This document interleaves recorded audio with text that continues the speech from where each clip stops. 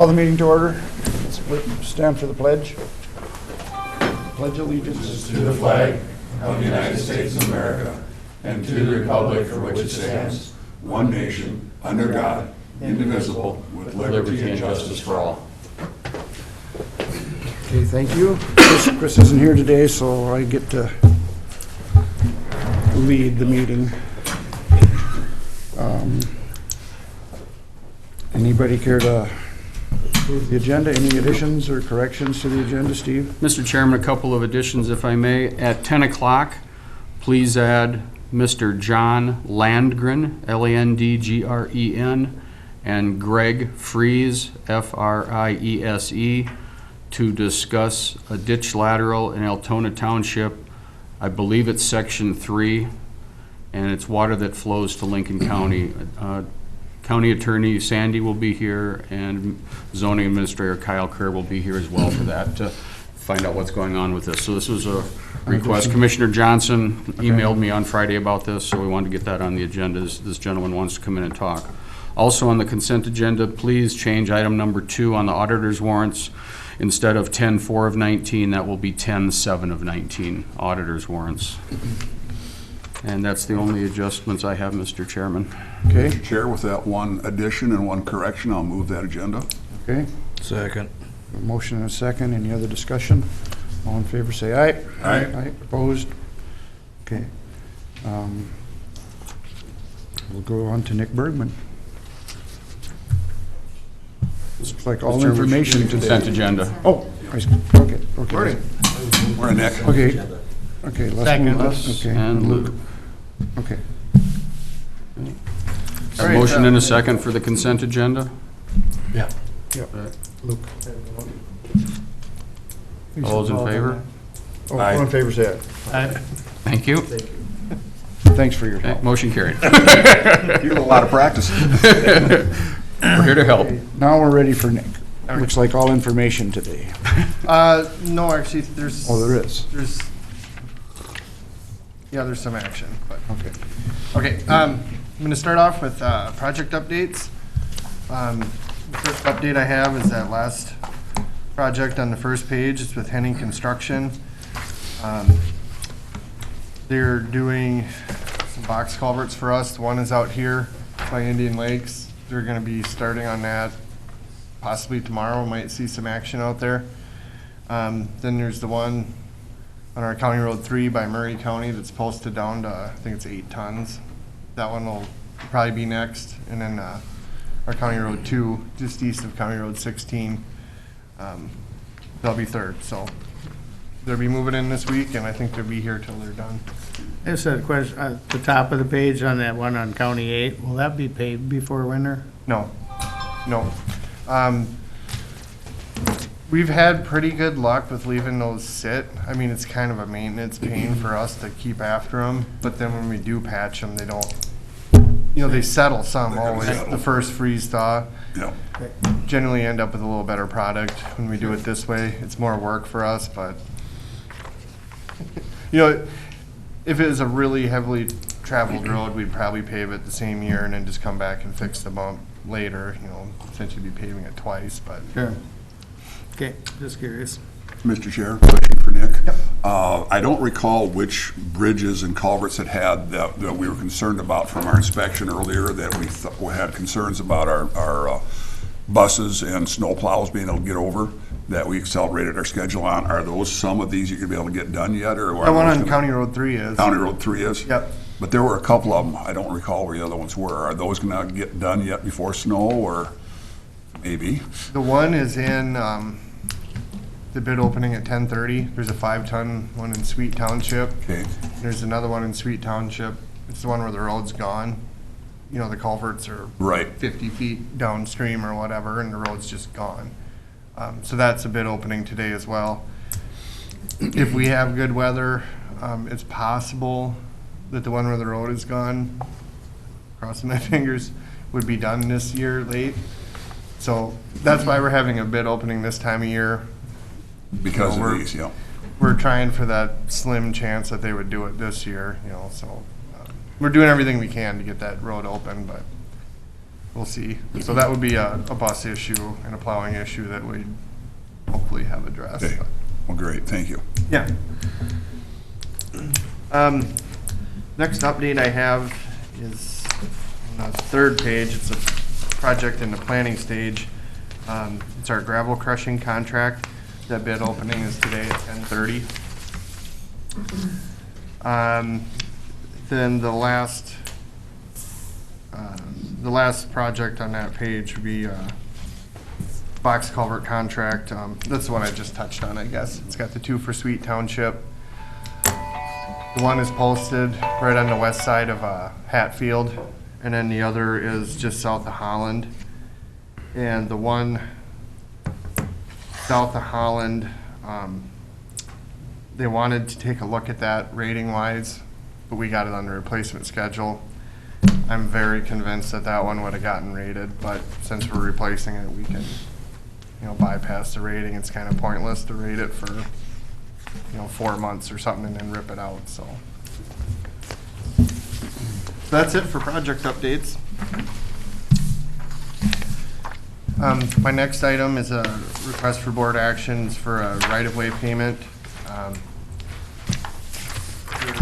The one I originally sent out had 2 parcels. Right after I sent that out, of course, we got the last one in, so I don't know which version you have, but there's 3 of them that we would like to get approved. One's to the Arwin Sprunk Trust for $495. The next is to the Luann Sprunk Trust for $495 also. And then the last one is to Annetta Legler for $810. And that project, you'll see the project number is the same. That's the posted bridge on County Road 18. We're on the bonding list. That one's gonna be expensive because that's a really wide road. So it takes a lot of pipe to cross that road, so. We're full speed ahead on getting that one replaced as well. Currently can't run a loaded semi over it.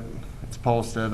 We've taken a number of calls, but that'll be a really expensive one to do on levy money or just our state aid money, so we really need to wait for bonding on that. But I think we're high enough up the list. I'm pretty confident we'll get bonding for next year, so. But I'll keep you posted on that too. But. Well, Mr. Chair, I'll move that we approve the right-of-way payments in for the 2 Spronks and the Ledger. It looks like it's approximately $1,800 for the 3 of them. Okay, we have a motion. Second? Second. Okay, Les has the second. Any other discussion? Mr. Chairman, Nick, where on 18 is this? I'm looking at that. Everybody's got a copy of the map in their little folder. Where's that? It's about 1.5 miles south of Highway 30. Okay.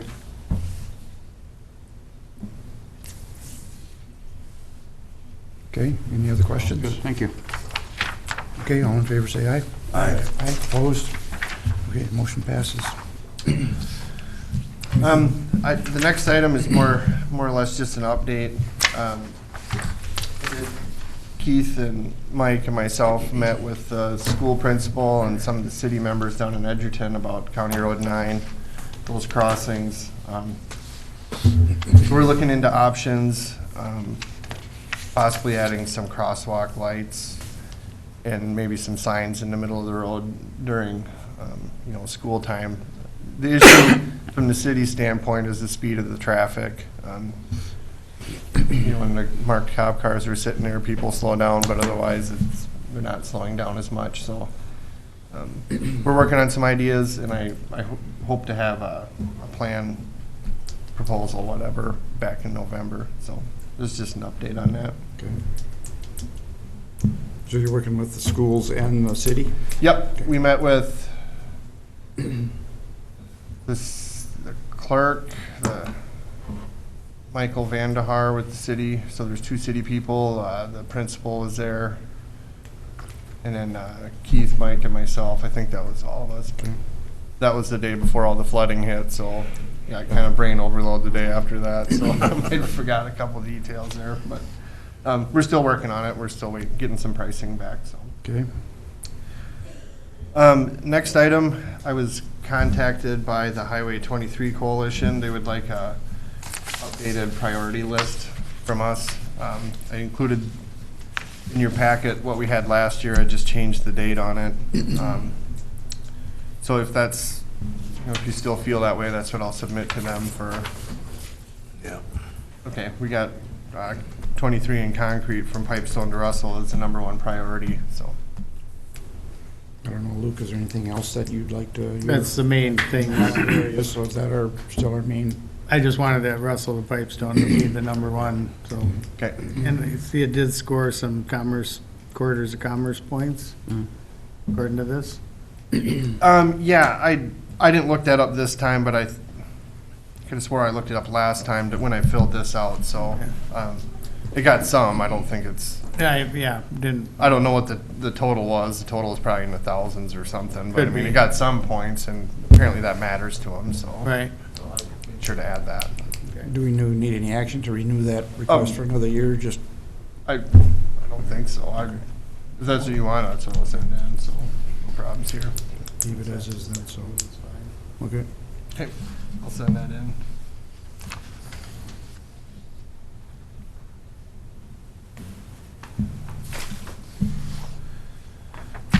Okay, then I included a couple pictures of our County Road 86 east of Holland. Still got about, last time I looked, I think it's about 3.5 feet of water over the road. The water has no place to drain. It's kind of in a bowl. It used to just soak in through the ground, but I think the ground's so wet this year, it's not going anywhere. So we did talk with one of the adjoining landowners, and we can cross their land with a tile for $5,000, and there'd be some other paybacks, like with CRP and whatnot. So I think for right now, we probably just wait on that, and reevaluate in the spring, see if it goes down over winter. So if that sounds It's just information for, yeah, that's how I planned on proceeding with it, so if that's fine with you guys, that's how we'll handle it then. And this area's been historically a wet area anyway, I would assume, or there's something changed up there that's made it worse. Do we get water over the road there a lot? You know, there's always been a huge pond on the north side, but it's not been over the road before. It's been right near the road, Yeah. not over it before. But nothing's changed with that pond as far as its drainage or outlet or anything, or, Very, very. I did contact the DNR and kind of ask them, like, this is so weird that this is happening. What do you guys think is, from a scientific standpoint, causing this stuff? And they think it's kind of, the theory with the hill, say you get a bunch of rain, you know how it kind of comes out the side hills when it's draining? They think the whole entire ridge is kind of having that effect, because they noticed it's not going down, so it's got to be getting fed somehow, is their theory, so. so it's just that entire ridge is just so saturated. Yes, yep, so that's part of my belief behind, it very well could just one day start dropping. Yeah. So, okay. so that's the update on that. And then I have some maintenance updates. It's good you could get pelicans in there. Yeah, we call it Lake 86. I like that. I like got wildlife in there. That looks good. Yeah, Doug got that one. It's a nice picture. They're probably heading back to the Gulf by now, though, aren't they? They might be. I'm looking for a fishing boat. So some maintenance updates. Been working on some shoulders with the disc. Been doing some treeing and then, mainly flood repairs. We've been doing our mowing as well. So that's the last month maintenance for the most part. Some gravel too, and we got some material from the old school. That worked out pretty good.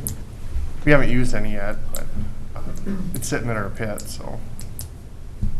I have had a couple people ask about Highway 18 and the shoulders with the gravel, and there's a pretty good lip there again, and I know it's an ongoing problem, but It just is. be aware of it if there's something we can do. With wagons, they try to pull across and they catch the wheels on there and Yep. stuff, and so anyway, Yeah, they're big shoulders on that road. they're wide and they like to drive on there, but then they kind of get on and off of the road. Correct, yeah. But I don't know if that disc thing that you put on the graders can bring that enough back, or if we need some new gravel there, I don't know, you'll have to look at that, but Yeah, we might just have to do some shouldering there, but, I don't know how far it goes. I've looked in a few spots, and there is a pretty good drop-off on there, yeah, there's other roads similar to that too. same issue. And it, you know, It's a little bit dangerous too with little cars. If you have a small car and you get off there and you catch your wheel on it, you can overcorrect and, right, and it kind of shoots you back on there, but, yeah, we got a lot of things that we're not gonna, that should be done, but we're not gonna get to this year with I get that, but, flooding events, and yeah. that's how it is, but, we'll put that on the list.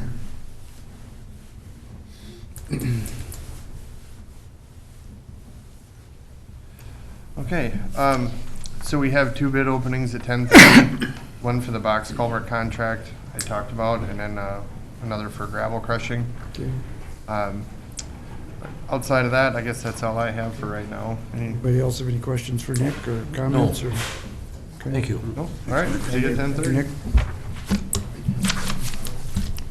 Mr. Chairman and board members, you should have bid tabs in your paperwork there for 10:30 as well. Okay, we have Sheriff Freeman at 9:30, but he's here. I think we can move him ahead, can't we? I just went to get bills. Okay.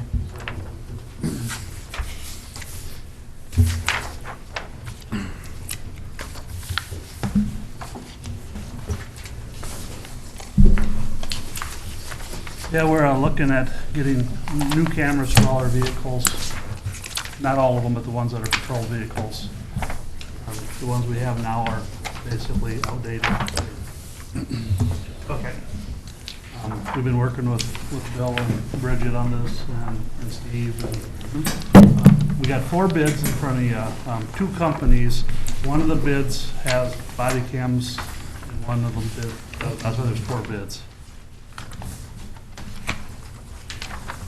What we're looking at is, as of this time, we're not going to do the body cams yet. We're going to see how that works out. Both of these systems, we can add body cams to it down the road if we want to. But we're going to wait and see how they're working out at other places and stuff before you jump into that. So the one we're looking at, and what Bill and Bridget recommend too, is the watch guard. And it'd be the one for the 73,000. But that would include is 11 cams for cars, and then 3 different cameras, 2 for our 2 interview rooms and 1 for our booking room. They're also obsolete, so that'd all be in one system. All the film would be saved in one spot. And I'll let Bill explain that when he gets here, but. Bill is back there. Oh, okay. It's digital, it's not film. Correct. Right. Digital media, Yeah, How it works is when the car pulls into the back lot. yeah, it syncs up and downloads. The installation of the cameras itself, is that part of this bid, or we could be doing that with our labor? We would be doing that with Axon would actually come and install them. WatchGuard is our own, and we would be having Edison and Tom would be, they've already moved cameras. Continue like you've done with the other Right. stuff, yeah, which it's been very, Save us some money. been very nice that they've been able to do that. And with the bridge, it's been a big help with the old camera system, so she'd be very heavy involved. Right. So. If you install them yourself and all that, is the warranty still no problem? That's Right. okay. I'm not even sure what the warranty is on them, but yeah, it's, like I said, we have, right now, the cameras we have are 7 years old, and they're just, we spent a lot of hours working on them, and they just don't work, so. I assume the capabilities of this new technology, 7-year new technology's gotta just be Oh, wait. head and shoulders above what you've been using The now. pictures, they showed us, they came down and showed us, the cameras are incredible, and they're Yep. wide angle, and it saves, yeah, it's a whole new, obviously, 7 years, technology's changed a lot. Yeah, and that. Mike, is this something you guys have in the budget for this coming year, or are you still? Budget for next year. For 2020? Right. Well, we can get them ordered now and then pay for them next year, so. Are they months away, or do you have any idea? Last time we talked to Mike, they could probably ship them in, December already. Okay, so not, But they know we wouldn't know until next year, so. It is in the budget, so. Do we have any history with this WatchGuard company, and this, do we know of anybody else that's got this particular equipment? Any consumer reports back on it? Most of the state. So WatchGuard's a company that's been around for several years. They've been used by, and currently are being used by the Minnesota State Patrol, which obviously is a large fleet, along with several entities local to us too. So almost everybody around us uses them. Murray County does not. Axon's the other company that, you know, is known nationally and has a footprint in Minnesota as well too, but it's the cost of dealing with Axon that pushes some smaller agencies away from them, and that's why we're requesting the WatchGuard bid as well. And I think they're both great products. But yeah, the history's there. They're a company that's been around since VHS days, when you had a VHS tape in the trunk, and we've done some checking with other agencies and people who use the body cameras and who don't, and all that. We've done some homework on it, and the feedback's been positive. So, But the proposal that you're recommending then is for the 73,000, but that doesn't include body Does cams? not include body cameras. Okay, and you're just not ready at this point No, because of there's all just- of the data? Data issues and when they turn on and stuff, we're just not quite, Yeah, well, expense too, but we can add them on. And WatchGuard's coming out with a new body camera in January, and we kind of want to wait and see how that technology is. right. So the bid for 87,405 is with body with cameras. body cams, yeah. And there's some technology changes. We have some limitations as a sheriff's office, because our people aren't at the office at the beginning and end of every shift. They come on, they go to work from their To house. download their They data. go right to the locations that they're assigned to. And it's tough to get the body cameras to download that data through a Wi-Fi connection. It takes a lot of time and bandwidth. And they're coming up with a solution, we understand, in a few months. I think if the sheriff's interested at that time for body camera stuff, if it makes sense, we'd be better off waiting until then. And the cameras we're buying now for the squads, we're told will certainly interact and work with the body cameras that they're coming out with. It's not gonna be like, oh, now you need to buy new squad cameras too. So, but the offloading of the data is more of a problem with the body cameras, because they have to sit in a cradle. They should sit in a cradle to do it effectively, and that's just not really that possible right now for how we operate. So, Well, maybe it's wise to wait till the newer technology comes along in a year or two, and then you're and then, yeah, the sheriff will know better than too budget for it the following year or something else, something like that. what our options are for, legislation and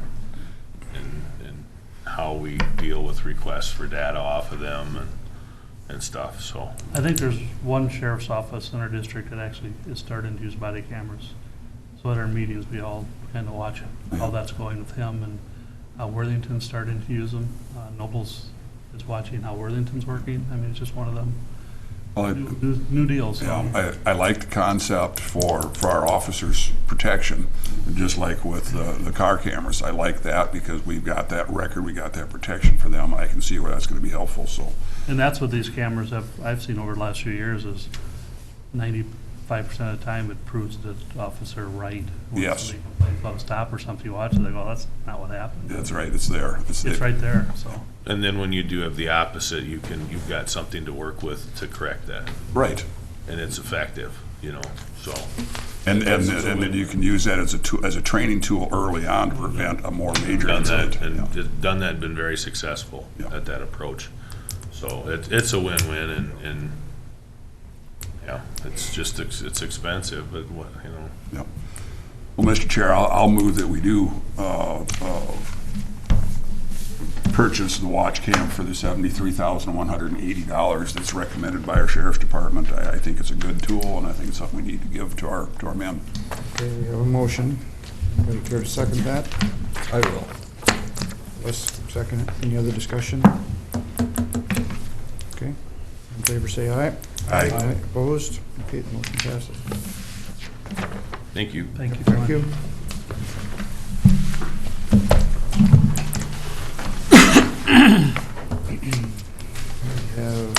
Tyler Reich at 9:45. You want to talk about anything else for the 15 minutes? Mr. Chairman, we can do some of those other business items. In the meantime, I think we've got time to do that. Just a point when Mike and Keith, what they're going to do is split some of the costs out to the jail too, because they're going to put a camera in the jail transport vehicle too. So the majority will come from sheriff's budget, but a portion will come out of the jail budget as well. And there is adequate funds budgeted for 2020 for this purchase in the preliminary levy. Okay. But this, again, they're replacing equipment that is outdated. It's not new equipment. We're basically upgrading. And there will be more local control on it as far as the data goes. Bill and Bridget will be working with storing the data, accessing the data, making sure it works right for the attorneys, that type of thing, so that they're getting access to it as well. So we have local control over our data, which is nice.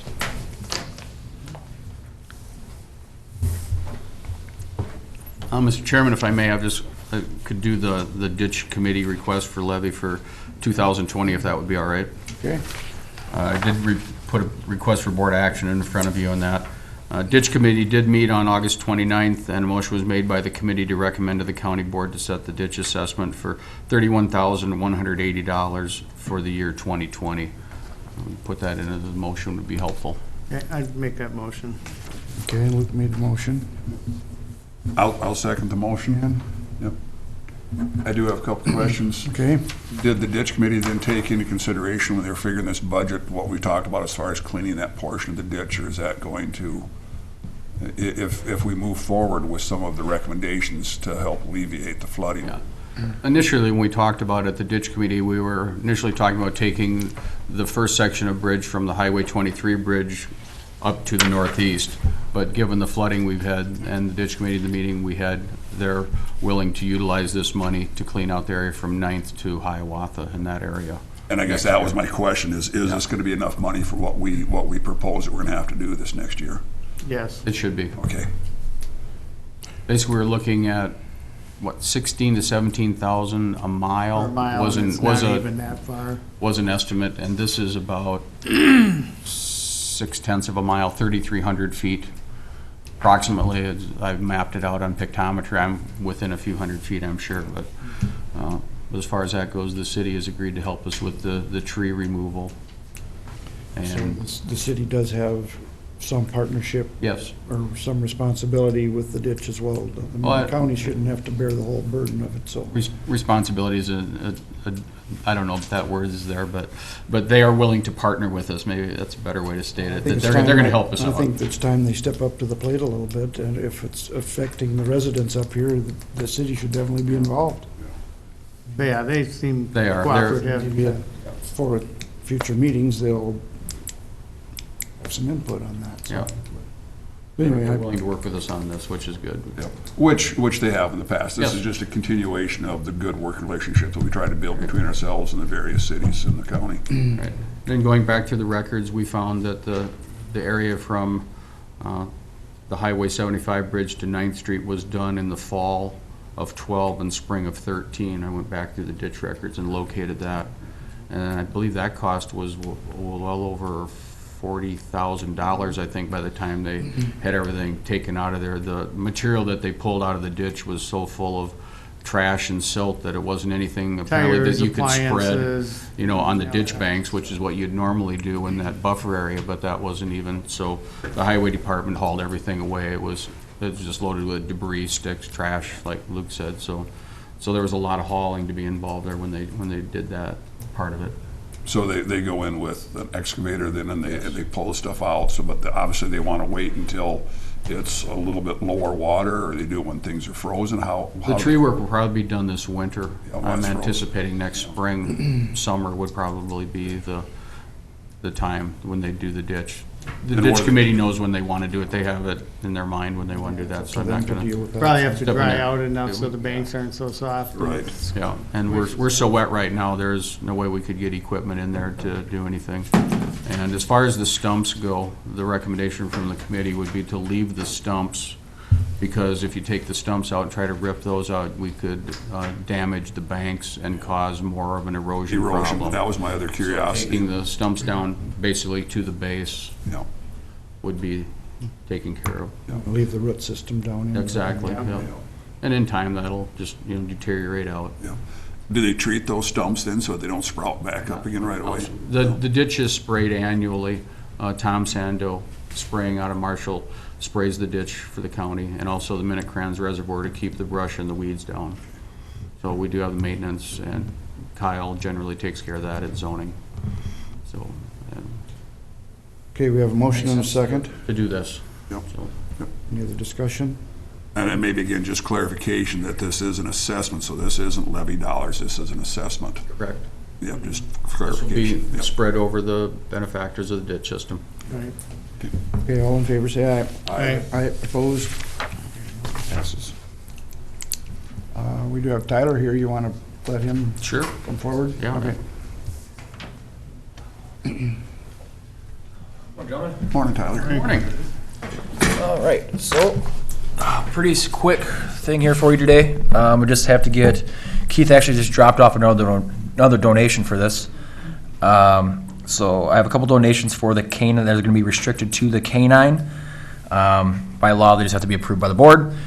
One is for $1,500 from Pipestone Grain Company, and the other one is for $500 from Coburn's Incorporated. So I just need approval from the board before we can accept those donations.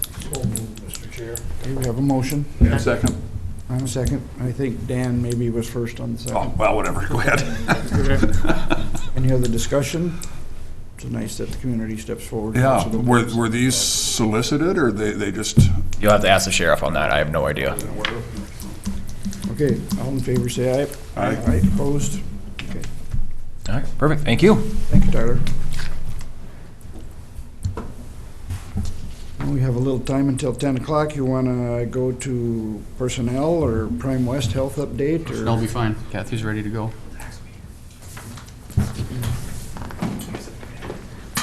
Good morning. Morning. Morning. So the first request I have for you guys this morning is to approve our ancillary benefits offering for 2020. We are recommending staying with all of the same insurances for next year, and that is covering the life, dental, long-term disability, and vision insurance. The only rate that went up was the dental insurance. It went up 7.5%, but the dollar amounts weren't real significant. It was about $1.50 for single coverage per month and just shy of $5 for family coverage per month. So, and then also I would be requesting approval to offer a new plan to our group, and that would be a short-term disability offering from the Hartford. And we had this bid out through Integrity Employee Benefits, who is our ancillary benefits broker. So they did bid that out and compared with some Aflac rates that they had. We do still have Aflac come in and present. So basically, if we decide to offer this, we need to tell Aflac that they can't offer short-term disability, but they have other plans they can offer. They can still offer like accident and cancer insurance and some of those other plans. We think that there's probably some interest in the short-term disability plan from our employees. We do need a minimum number of participants, so we'd like to roll this out during open enrollment to see what kind of interest we have. So you have to get a minimum number of people involved before you'll, I think it's 10. Yep. have you had some interest in it, or people asking Yes. about it? Yep. We have some people currently signed up with Aflac with the short-term disability, so we might get some people moving to the group plan from there as well. Is this going to make some additional work for you? Not much. A little, but not significant, I would say. Mr. Chair, I'd move for approval of the various ancillary benefits. Okay, Luke made a motion. I'll second. And second it. Okay, any other discussion? Okay, all in favor, say aye. Aye. Opposed? Okay, motion passes. Thank you. The next request I have for the board is to allow Bridget Malone to have a county credit card. She's our IT technician, And she's one of our passport agents, and it would be nice for her to also have a credit card to mail passports. For the IT just so we're not getting crazy with credit limits, we're gonna keep the IT department's credit limit the same, so we're proposing to reduce Bill's credit limit by $3,000 and put $3,000 on Bridget's credit card. So, the IT department's credit limit would remain the same. It would just be spread over 2 credit cards. Okay, Mr. Chair, I'll move that we approve the request to extend the credit card to Bridget. Okay, we have a motion Second. and a second. All in favor? I do have one question. Sure. Postage, don't we have a postage machine that she needs to use a credit card? I suppose she does it online. We have to mail them priority mail at the post Oh, I office, see. Okay. because we have to have tracking numbers and everything to And we can't do that record. with our postage machine. Correct, yep. Kathy, as long as we're talking about passport, oh, go ahead, let's do this If first. you have a question, go ahead. No, I was just gonna mention about how many passports we've done this year, as long as passports Oh, came yeah, up. It's so been very I good. just looked it up yesterday, and actually I did 2 more since I talked to you. So we're up to 123 new passports this year. So we're, Or so, you think? or- yeah, so we're averaging about 3 passports per week. Okay. New ones. We also do renewals, and I haven't had a chance, I can go back and look at those too, but I haven't had a chance. And I would imagine we're close to the same for renewals. Like, we help a lot of people with, taking photos for the renewals and putting it together for them to mail in themselves, so. No, this is kind of in the same general area, but I had a friend in town that was going to go to Africa, Mhm. and he wanted his passport updated, and I told him to come down here. Well, he was in Sioux Falls anyway, so he just went to Walgreens and got it done. Mhm. Is there different requirements in South Dakota versus Minnesota? There shouldn't be. No, it's Maybe the hard- Maybe you same. can't answer that, but No, it should be the same everywhere. Walgreens takes photos, but he still would have had to go to, a post office or some kind of acceptance okay, facility. after they go to Walgreens, they'd have to go somewhere else and get it processed. Correct, yeah. Walgreens does the photos, but I think they're $12 or $13 at Walgreens, and we charge 15, so it's It's not a not big deal. much different. And that and gas to go there. Right. Mhm. Okay. It's a nice convenience that we can provide the public here in the Oh, yeah, I county that think want to it's do it something- here. I think it's It's something we have to nice, do. and Yeah. I'm glad to be part of it, and Kathy does a great job being the administrator of the system, and Bill and Bridget, and we all help out as best we can to make sure that we're accommodating the public when they come in. I found it very helpful when I renewed mine, having you to explain the renewal form itself, because it's not just a matter of sticking a picture on it. You have to know on that form how to fill it. And yes, you can do it online, but it's not the same as doing it in person, so I appreciate the help. Okay, we have a motion and a second. All in favor? Aye. Opposed? Okay, motion passes. Thank you. And then just one more announcement. So you guys approved the mechanic's new salary, and I just want to announce his name for the record. Cullen Clipper is starting next week on October 14th, so next Monday in the highway department. So we are happy to have a mechanic starting again, Good. so.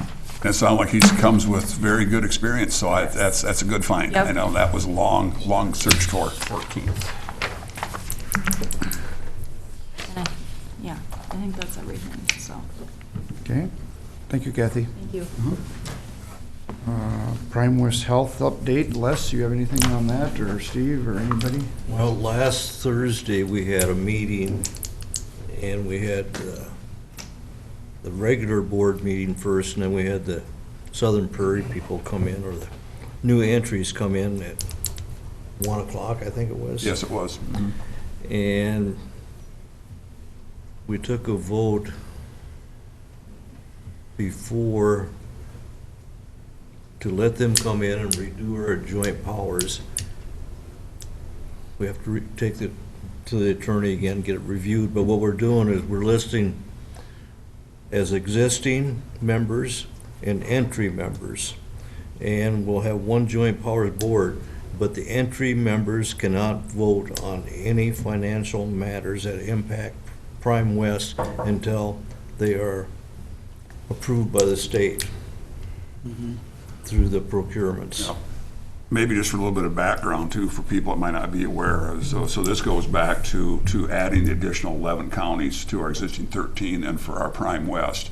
And that was blocked then by DHS. They said that we weren't able to do that because of the county-based purchasing, that they're contesting that. And it was a decree sent down by DHS. So then in our discussion previously, we had voted then all 24 counties, the existing 13, the expansions, to hire counsel to go ahead and initiate a lawsuit then against DHS, allowing us to do this. So that's kind of where the background on this. So part of the discussion then last week was, is now the time to go forward with the lawsuit? We've already have incurred some preliminary expenses with our attorney. So what was it, like $4,600 or something like that was our share of it. So we're going to leave that money there yet because we've already had some expenses. We know we'll have more going forward. But it was decided then at that meeting that it probably wasn't the best approach to proceed with that lawsuit at this time. We're going to see how, and whether or not we wanted to be attached to the Southern Prairie suit as well too. Southern Country. South Country, excuse me, South Country. So we're we're not going to let them experiment. Yeah. And see how they go with their suit, and then we can always at a later date. But right now in this transition deal, we decided it was in our best interest not to sue right now. Yeah. So then the discussion was, what do you do with those 11 additional counties? And it was decided to still go ahead and officially make them part of Prime West. So they are still going to be Prime West will be 24 counties. But obviously we cannot offer our services in those additional 11 counties.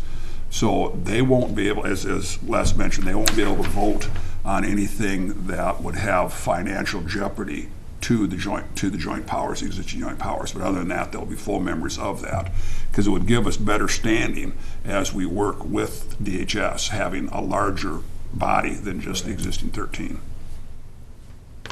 And their money that they had, like $3 million, I think, is being put into escrow. Yes. With Prime West for their buy-in. Yep. So that'll be sitting there in another account that nobody can touch, but it's kind of like an escrow account, so. Do you want to touch on this next meeting then that Jim is putting together then, where we're going to have the legislators come up as well too? And Yeah, it's just, they're inviting 24 senators and representatives to a open forum meeting on the 14th of November. And we just got the location yesterday. yeah, it's going to be up in Alex itself. It's I emailed that. it's a winery just north of Alex. It's a big convention center. Carlos Winery. Yep.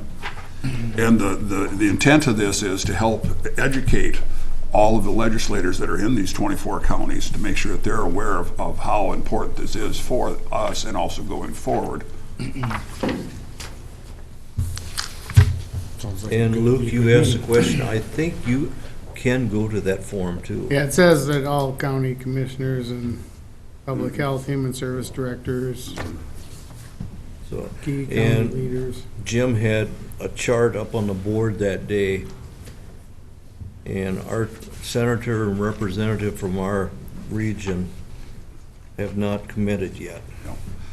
And that was an email calendar request that had gone out, just looking at dates at that point. And what was the date they did decide? I guess it's on here. 14th. The 14th, yeah, because at that point they're trying to decide what date, so they did decide on the 14th. But they did hear back then from Representative Schumacher, and he said that he wouldn't be able to attend, but he would be willing to attend via phone conference. Right. And then Senator Weber had not responded back to the survey. Jim had mentioned then that there won't be provisions for a phone conference, so that's not really feasible in that setting. So what we're going to do, or what Jim asked us to do, is also make personal contact with our representatives and senators to impress upon them the importance of their attendance up there. So. You're under Schumacher and Bill Weber, they're still listing Murray County as members here, but they're not members. No. Right, okay, they decided to back away from it. Okay. Well, that is just the That's- counties they represent. Yeah, Right. but they're not authorized for Murray. And, Mr. Chairman, one thing I can add, I received the email yesterday as Les was talking about the new joint powers agreement. I did review that and also sent it off to County Attorney Sandy for his opinion on that. And if that comes back clean and okay to go, we'll present that for board action on the 22nd. The updated joint powers agreement that includes the 11 additional counties.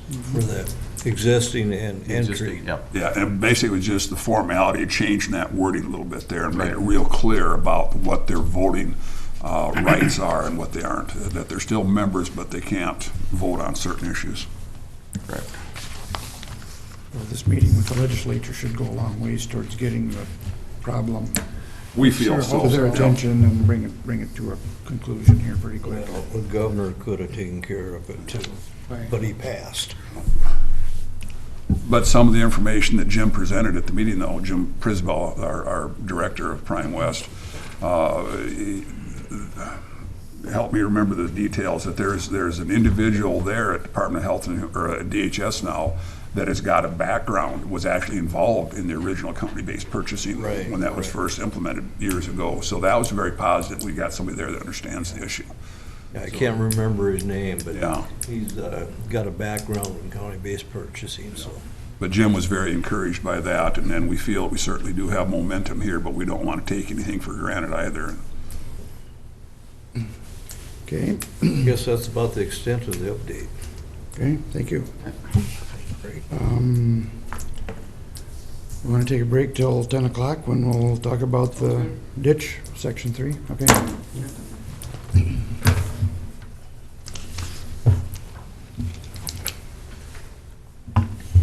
Then into our agenda, John Landgren and Greg Fries. And Kyle, you want to talk about a ditch addition or correction or a change in some ditch? Kyle doesn't have Yeah, we anything on we this. don't really have any Fervor, details. okay. That's what we're hoping to get some. Okay. Yeah, might just, are you able to comment if we ask you for anything, or? Okay, good. Mr. Landgren, Okay, good. could you guys come up to the podium, please? Forward, if you And will, let us know please. what's going on. Kyle, I do have pictometry up if we need it, so. If you can just give us a little idea what it is you're proposing to do, or? Okay. We can.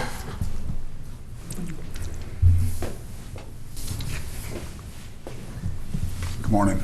Morning. Morning.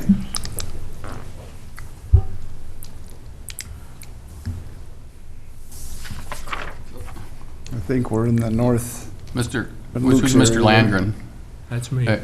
Okay. Commissioner Johnson requested that this be put on the agenda today. Yeah. That you had some discussion regarding tiling into a ditch, something, is am I? When they changed that road, you know, Going to Verdi? Verdi, Okay.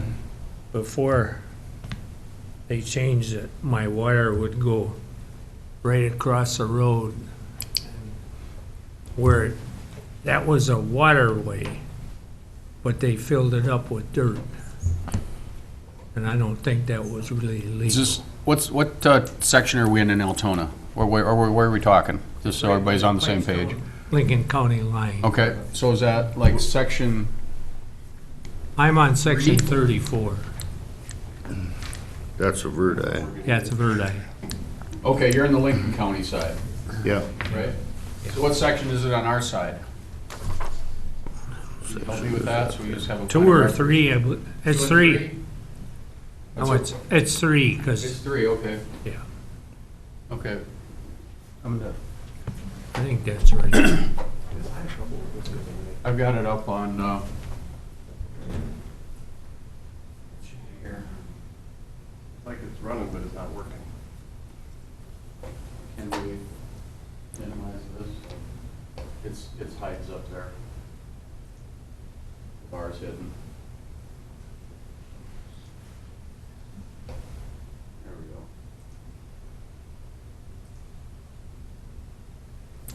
Now I think we're in the right area. I'll dim the lights here so we can kind of see it.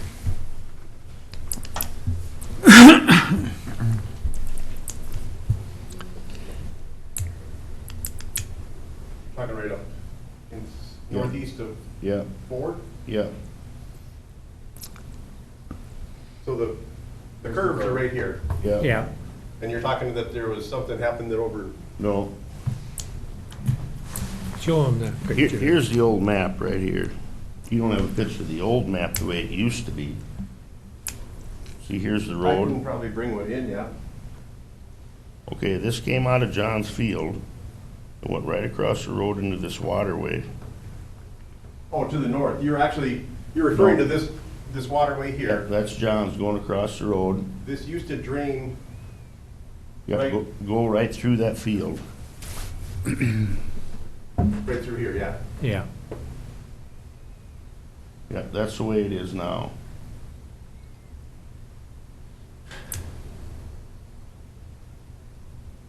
So if I jump back to,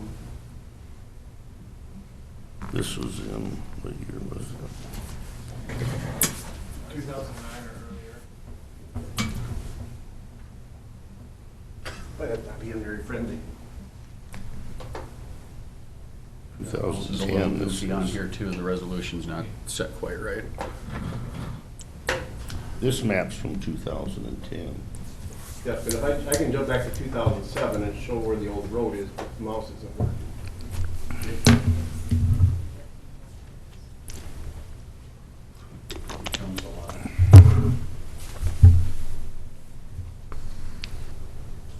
There you go. So there's where it used to go. mm-hmm, So it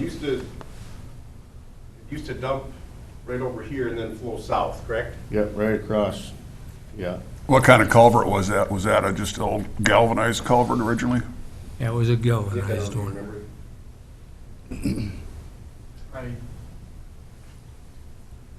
And if you want me to, I can show both of them maybe at the same time.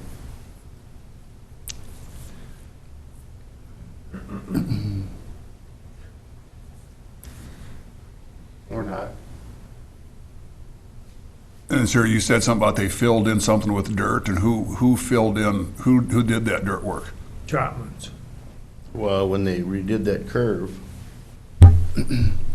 So that was part of the road project, you're saying, so it was the contractor? that's the way it is now. Right. Yep. So what, I guess the question would be is what, it used to drain and now you're saying it doesn't drain? It doesn't drain at No. all. All the water drains east right there. Like when we got that big rain a couple of weeks ago, all the water went east down to that big culvert in the corner. Okay. You're making the water go uphill there. Water don't go uphill. That's the county line. John's Farm is where that waterway comes out of there. I can show you a picture right here. That whole back is all drowned out now. Ever I had a since. side rake out there and it was covered with water. I want to know why they filled that waterway in. I don't know if you can do that. Can you do that? And make the water go a different direction? I thought that was against the law. It was part of a road project, so I can't answer for what the highway plans were at that time, but John and I went down there twice, didn't we? Yeah, And he was gonna get back to us and come out, and nobody's ever showed up. Is that a Pipestone County road project or Lincoln County? Yep, that What was year, ours. what year was that? Any idea? Oh, nine. 11, '09? Yeah. Okay, so Nick's aware of it. or yeah, that's 09. Yeah, I know Dave was out there a couple times, I'm not sure as far as contact, but. But if I recall, this whole area was regraded, I mean, when that Yeah. road was done, because it was significantly altered, so Yeah, it was part of the road project plans. It maybe worked for the road, but it didn't work for the field. Above it, you plugged it up. So did the culvert under that road get removed, or? Yeah, it's gone. they changed the I'd road. have to look at what it was and what it is now. They got the culvert right where those lines meet there. Is that The lay of Lincoln? the land is southeast there, and they're trying to make the water go southwest, and it's not gonna work, is it? No, It don't work. water won't go uphill. Is north of that road Lincoln County, Nick? Yeah. Yep, that's the county line The right there. water's in Lincoln County at this point, but Mhm. the road, It sits in that triangle. Well, today we just came by there and There's a lot of water sitting in that triangle. And The it's, Lincoln County and Pipestone County cooperating thing to redo that intersection, or was it just Pipestone County that did it? I don't know. I don't No, know. it's just a Pipestone job. Yeah. Kyle, can you go back to the previous one then? Sure. So we can see how the water used to flow then before the project, the road project was done. You said it came across that township road. To the east of the actual curve and then came south. Yep. And once it got into that area south of the county line, then that water kept flowing south into Yep. where? Where did it go as it went south? To that bridge, Pipestone Creek Yep. eventually, or? the bridge that goes across the road. Yeah. And did it flow then in a waterway, or wasn't a little creek or anything there? It was just, So Willow Creek, it's called. there was never no yeah. standing water. Yeah. Now there's Little all creek. kinds of it. And that was a grass waterway that it used to Yeah. flow. And how far south did it go then? Oh, half a mile there, didn't it? Yeah. To It that goes all the way bridge. down to here where it crosses the highway again. Okay. Yeah. So now that we did They that filled the road, whole thing in with, the triangle piece, yeah. Yeah. So do you have a concept or an idea what would work? Is it just a matter of cutting the waterway back in there again so it would continue to flow to the south, or don't we? We've got a culvert across that road in that area, don't we? The curve? Sounds Yeah. like that was taken out, though. Yeah. Or is there culvert there now? but the water wants to go east, the southeast there. Yeah. That's the way it's always ran, the southeast. So now the water sits right in that little triangle there, Yeah. in that little V shape. Yeah, on the south of that V, then when you get to the curve of the county road, is there a culvert in there at all, Nick? Where the township road meets the county road? Yeah. Yeah, there's one there. Can you point out where the culvert's at for me? If there's a culvert there, then maybe just should be a little relief cut in Remember, there. right, it's right here. Right here. Yep. But the problem is then from the county line getting to that point, that's all been filled in, so we don't have a waterway in there anymore. So is it just as simple as just contouring a waterway there so it can dump? There's a What they ditch. can do is dig a new waterway right along here Yep. and dump it down at that corner. You can't make water go this way, it's not gonna go that way. It wants to go this way. Best thing, just dig a little ditch right there. So that whole road surface got built up. It's higher now, is why it can't flow. Okay. So then all of that would go back over through Troutman's? Yeah, it would go across Yeah, across the into road. McQuinn's and then across the Right. road. Yeah. Yeah. So would that have to be something coordinated with Lincoln County? Because it's on their side of the road? No, I think it's something Pipestone could do ourselves, but Okay. We're actually out surveying that bridge to the south this morning. Okay. For replacement. What's that? We just came by there and it's just about full of water. That bridge right south of here? Okay, well, he'll be out doing what he can, and he's gonna be surveying up in this area too. The ditch in question here and along the fence line. Well, it sounds like maybe you're already aware of what's going on and you'll Right. come up with maybe some sort of a solution to help the situation. Yep, Mr. Priest stopped in a couple months ago, and we've had it on our list. Of course, now with this heavy rain we've had, that makes matters worse. And that's, Right, with all the flooding, it's, I mean, we're so far behind. we've got lakes in the county where we never had before too, so it's kind of hard to. But hopefully they can come up with a solution and then help it, or. How far south of the curve then would you have to go to get back the original elevation? What I'm thinking is, could we put in a field tile and take that, because now we got dirt built up there, it can't flow across there, but if we had a tile that we can take and dump it back south so we can keep the water flowing the direction it always did flow before. I don't think you can get a tile big enough to do that, can you? It needs to be a waterway. Yeah. You get the surface waterway. Yeah.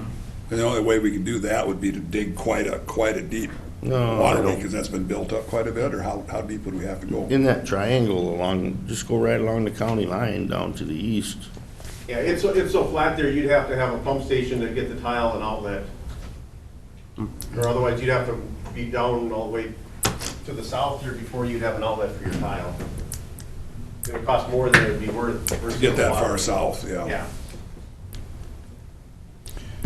Well, it sounds like if Nick could get some surveying done here and get some more information and figure out what the options are, then maybe you can work something out here. Yeah, they're out there. So they're working on it, so Yeah, they're out there this morning. we really can't. What other complications or ramifications will there be, though, from changing the flow of that water? Where it used to go south, now we want to send it east. So what happens as we go east? Is that going to complicate things? Well, it's gonna end up at the same place. Yeah. Will. Yeah, ditch that runs through that field that comes back south to that bridge we need to replace. Looking at some of the historical photos, it looks like the pasture on the west side of that bridge, though, is filled in over the years. It's really filled in. Yeah, so that's not helping us either. No. That needs to be cleaned out as well, but that's private property.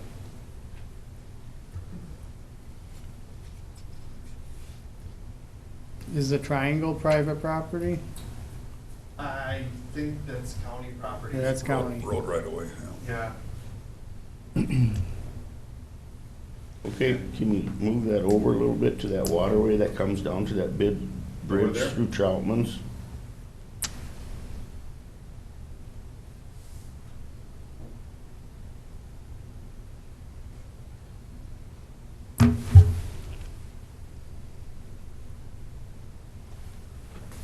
So the waterways, Oh, I see, yep.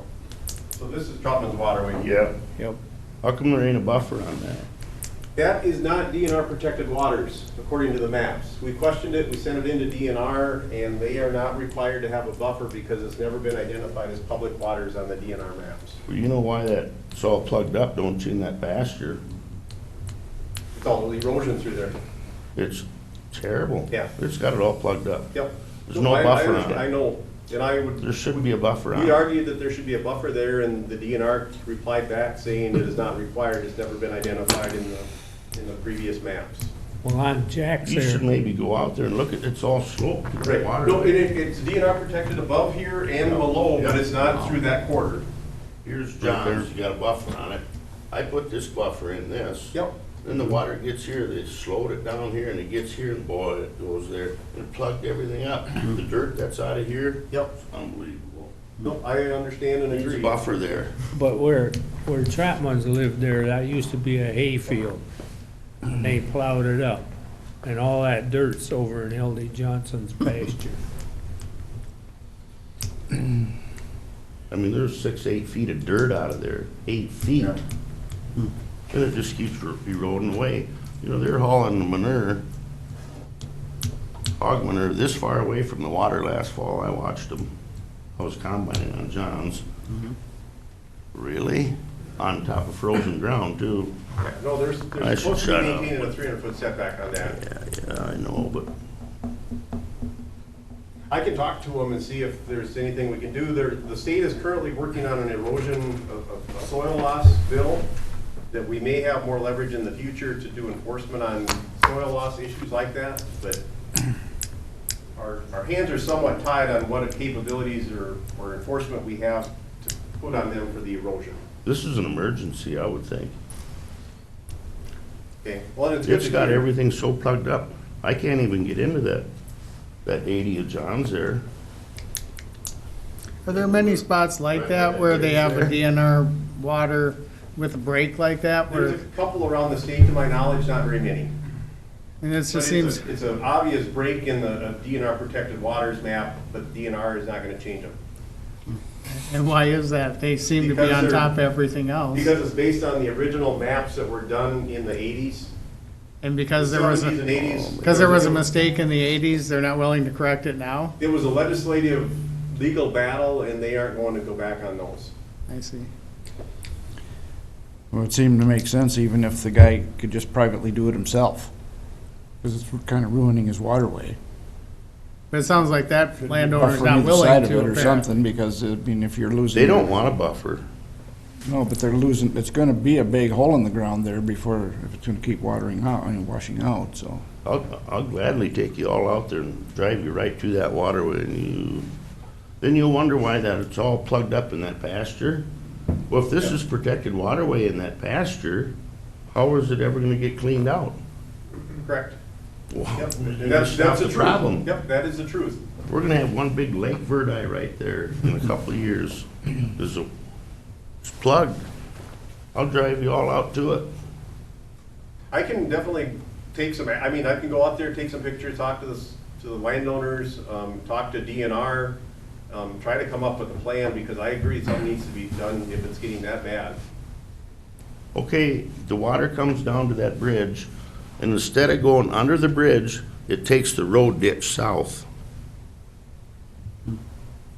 And that's where they're going, there's a Where's he talking little now? barricade thing there, all summer wasn't there because Yeah. of that culvert. Oh, okay. Well, there's too much water going south to that culvert.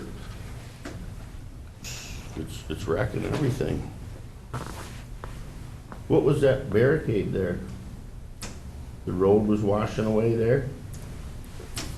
Oh, It's still laying there, but okay. I could. all the water that's supposed to go under the bridge is now taking the ditch south. To that culvert. And I can't get in there because the water's all, So it's supposed to go to the west there, and it's instead supposed to it's go going... west under the bridge into that pasture. Through here. Okay, Yeah, And this is all just filled in with sediment, it's a mess. It's Yeah. a mess. yeah. Yeah, that pasture here, it's got a winding creek through it. Mhm. This is what's filling up with what appears to me to be sediment from there. Yeah. And I think our bridge is sitting full of water all the time now, because it's got nowhere to go. Kyle, if there's an obvious problem with DNR there and they're not willing to address it, is there anything that we could do as far as working with Senator Weber and Representative Schumacher to get a voice heard up in the Capitol that this is an issue that needs to be looked at? The problem there is, what basis do you use to have leverage to do any enforcement on it?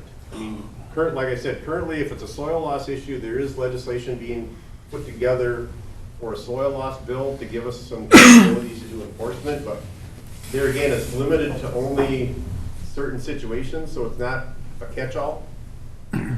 If it's not DNR protected, they're not gonna have any say over it, really. They're gonna say that, well, it's a local issue. So that's where I'm a little, it's kind of unknown what ability we have to do enforcement. We can recommend to Troutmans that they need to get that seated down and stabilized, but that's back again to a voluntary, issue. So if they're unwilling to do that, we aren't able to get anywhere. It sounds like we got a couple issues here. One, Nick is working on they're already surveying, trying to figure out the ditch north of the road. So he's got to work on that part of it. Maybe Kyle could look into this other erosion issue a little more and see and contact this Troutman and see if they must be aware of the problem. or does he not see it as a problem? Yeah, so, but They do, somebody... but they don't want to have to give anything up. I've talked to them in the past about it. They had reshaped that a number of years ago. They had tiled it back in the 90s. It's been an ongoing, they've been working on it for a number of years, and it's only gotten worse. If you had a buffer on it, it'd be good. It'd be really good. Well, it sounds like it's going to just continue to get worse, especially if Well, when you you get major farm- storms come through, so... When you farm right next to that ridge, it drops off 6 feet. When you farm right next to that, it's just gonna keep eroding in. Right? Seems to me this is a very good illustration of how important buffer strips are. Oh, big Because time. here you show one right across the road, one from the other one. Well, it's top and bottom. Go north there a This little area. bit. Yeah. Okay, the DNR, I worked with the DNR on that project north there. See that wavy Yes, S-curve where you waterway? slowed it down, Yeah, yeah. slow the water down, slow the water down. Well, it gets across the road there and boy, it And it's goes. just straight shot. So, yeah, like I said, it's a perfect illustration of how important the buffer strips are. You do need buffers. Yeah. And I'm a farmer and I'm all for them because I just think of that all the time. Right. It's a mess. Well, if you've got that illustration, Kyle, maybe you could show that to these people, the landowner and to the DNR, and say, look, we got to work something out here. This is not going to continue. Something's got to be done, so, and see what you can It do. looks like if you look at the historic photos of that pasture to the west, you can kind of see how it's become less defined. I think it's just filling up the silt. So if something did get done here, I still think there needs to be some work in that pasture. And DNR will allow some clean out if it's excessive.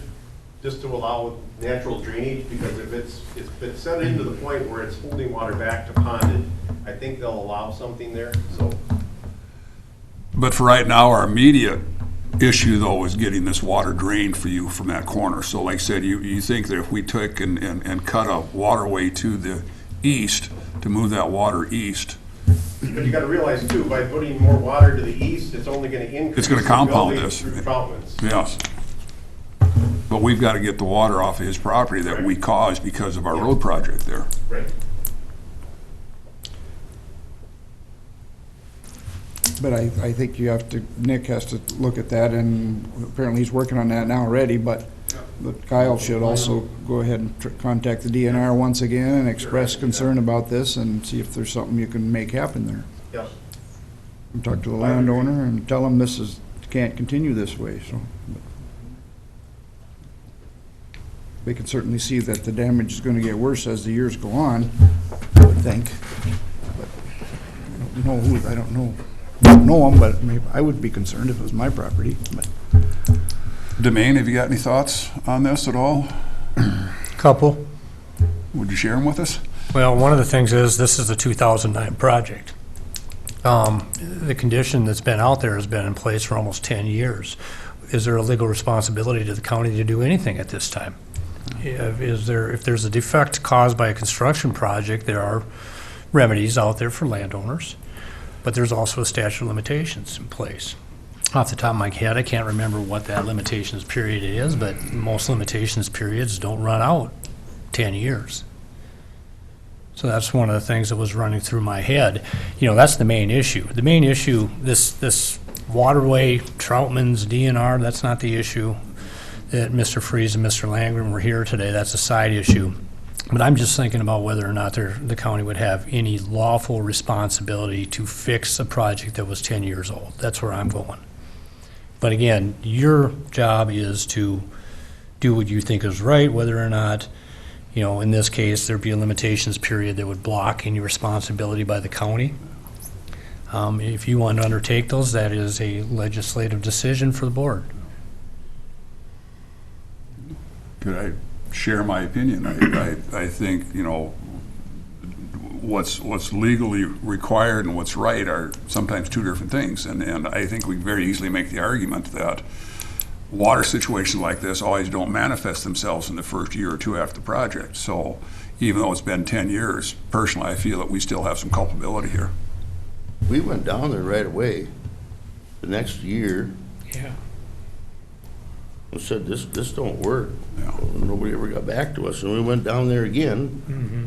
Yeah, well, Down there to the highway department, you mean? Yeah. Yeah. Okay. If you want, I could show you my crop insurance papers. I don't think you want to see them. That used to be my best farm. Now it's my worst. Is that I hate drainage? to say that. Yeah. But yeah, I understand what you're saying, Demaine, as far as. Crop loss. Ooh. Well, if Nick can get back to you guys and get back to the board with some kind of a report as to what they think they could do or what it would take to change it or address the situation, I think that's all we can do at this point. I thought it was against the law to change the flow of water. I don't know. Is it? Question for you. That's not what I'm going to field. You need to talk to your own attorney on that. Yeah, you can get legal advice of someone else on whether or not it's against the law to change the flow of water, okay?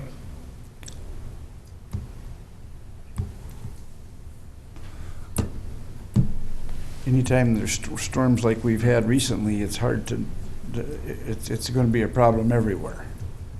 But it's very obvious that we contributed to the issue here, in my opinion.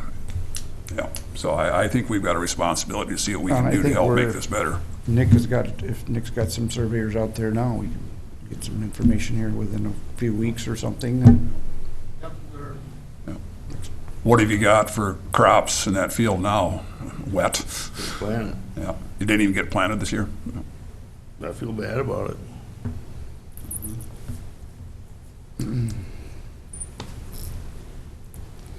Never had a water issue there until that road was changed.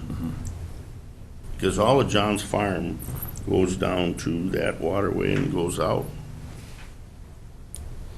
Now there's just a big lake out in that field. Yeah.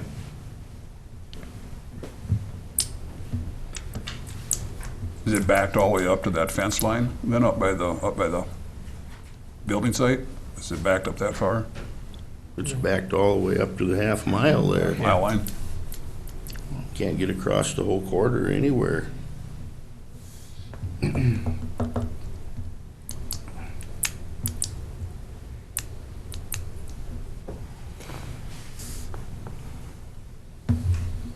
Well, yeah, I guess Nick and Kyle will get back to us and, Yeah, I'll I have to think get some more we get, information and see what could be done and go from there. get some survey reports. yeah.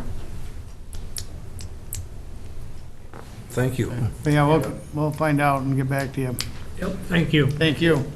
Thanks. I think if possible, Kyle should get after the DNR again too, and at least try, do what you can, and I mean, you can only do as far as you can, but I think if there's an issue downstream, that should be looked at too.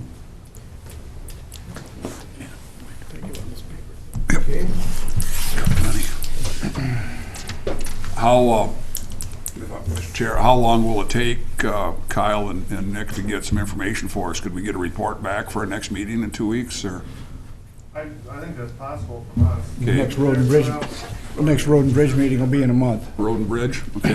I'm trying to think if we'd want to put these gentlemen back on the agenda again so they can come back, we can give them an update, how we I can think make they sure. can talk with Nick and see what's going on, and Nick could contact them if there's any. No. I would agree that, and the other waterway DNR issue is probably not anything that the board can take action on. Right. But I will definitely pursue getting something done there if we can. Nick, do you have their contact information, phone numbers and all that? Okay, good. Okay, perfect. Okay, all right, thank you. Thanks for coming in. Thanks for coming in. Okay. You bet. Thank you, gentlemen. Okay, we're a few minutes early for the 10:30 bid opening, but we can get organized for it, Nick, if you want to come forward. And we're only a couple minutes away here, so. I know there's some more bids up in the auditor's office. Jared's gonna hang out there till 10:30 when they're due.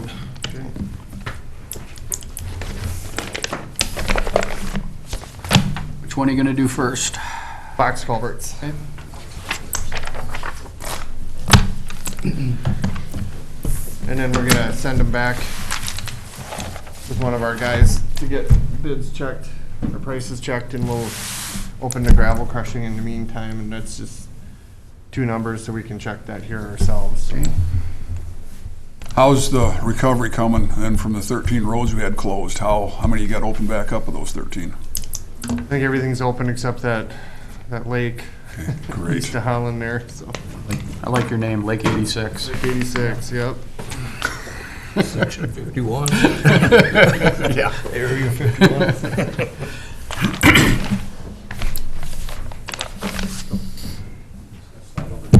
Okay. Oh, that'll work.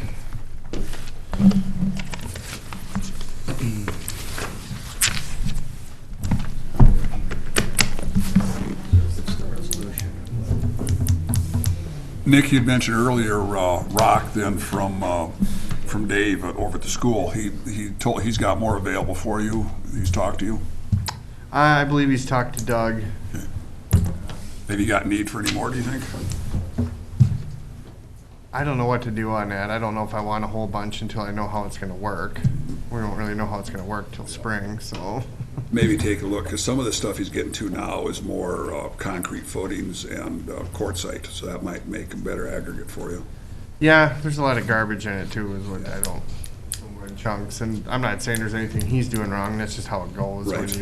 when you're demoing something like that, but But the stuff he's getting into now it's exclusively footings, so that might wind up being cleaner. it might, you know. yeah. I just don't wanna end up with a bunch of material that's no good for us, you know, and then we could use it as, out at the pit to backfill a slope or something, you know, along the side, but I don't wanna end up regretting it, I guess. All right. Okay. He hasn't paid the hall. Mailroom, there's nothing in there. Nope, okay.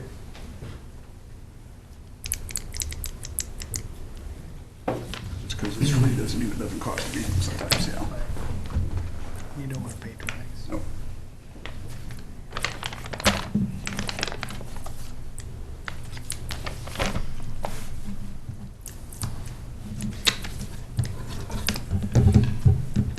Okay. Ready? Yep, I think we can go. All right, this first project is for 4 box culverts.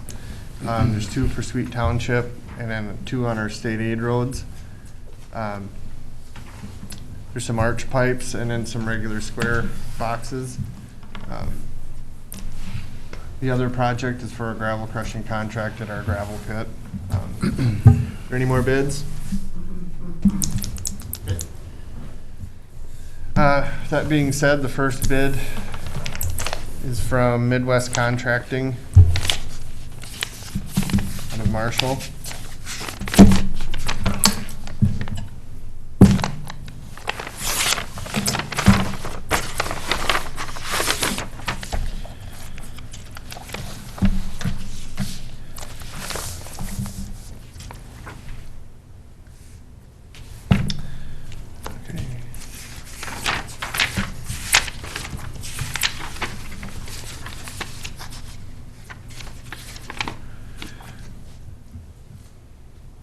All right, Midwest bid,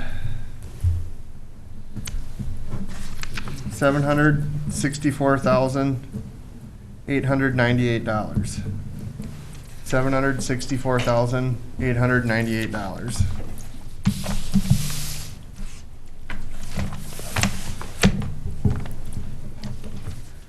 The second bid we have is from A&C Excavating out of Marshall.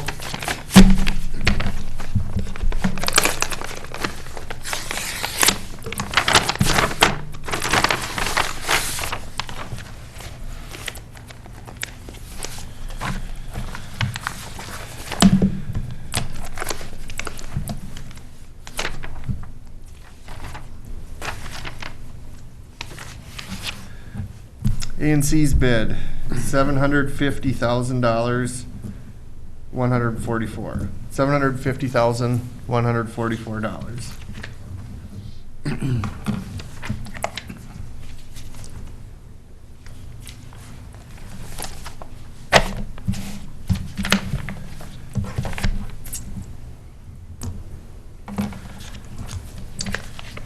The third bid, R&G Construction out of Marshall.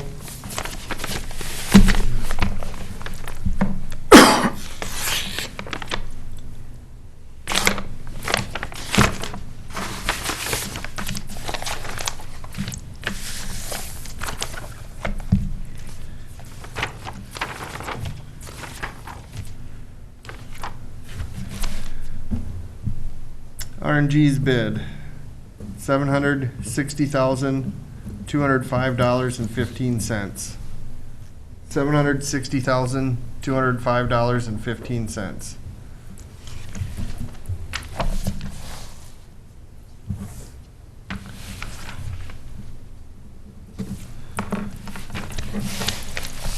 And the last bid is of Henning Construction out of Adrian.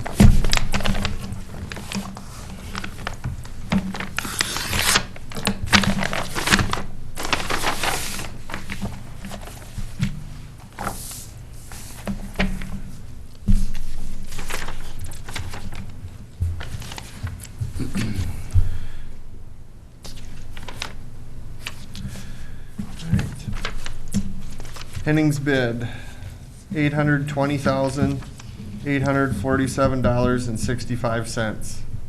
$820,847.65.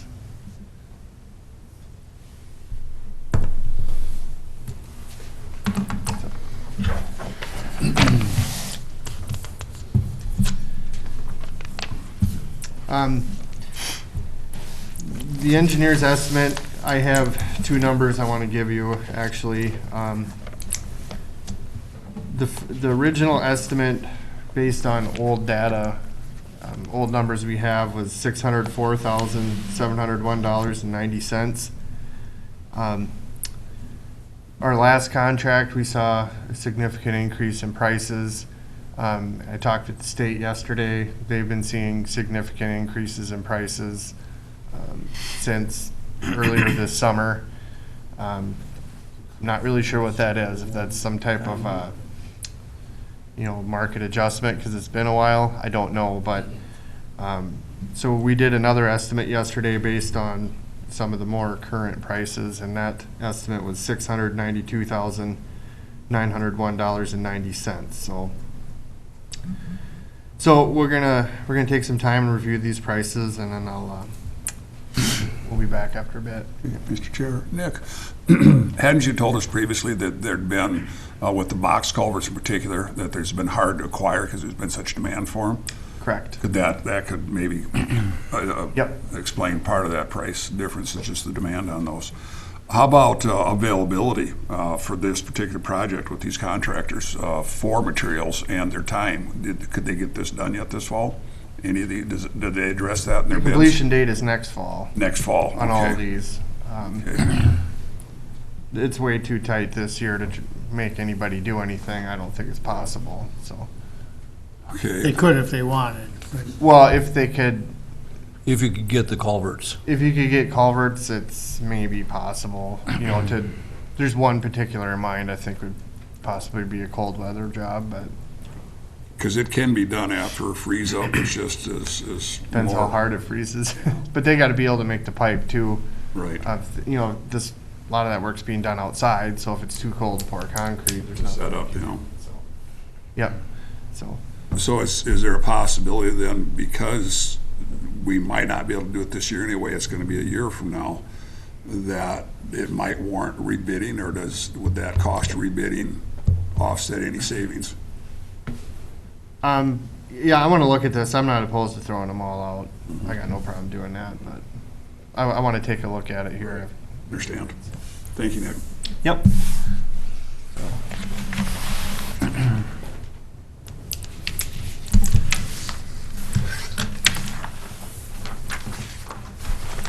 All right. Next up, we have a gravel crushing contract at our county pit. Looks like we got two bids.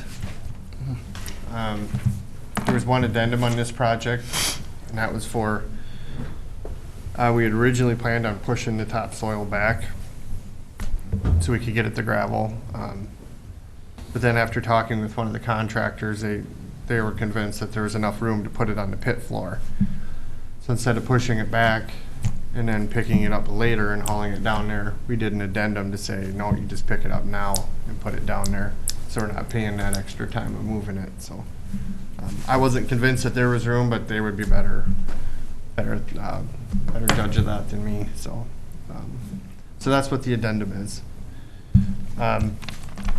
So the first bid we have here is from WMD Saponiak out of Holdingford, and they've done many of these jobs for us before.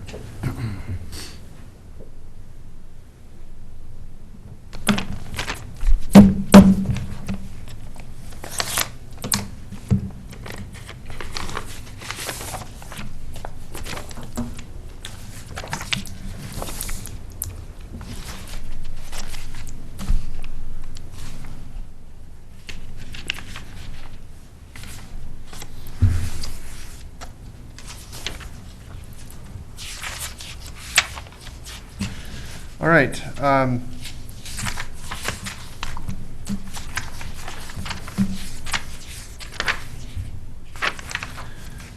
Bid from Saponiak out of Holdingford, $149,680 even. $149,680.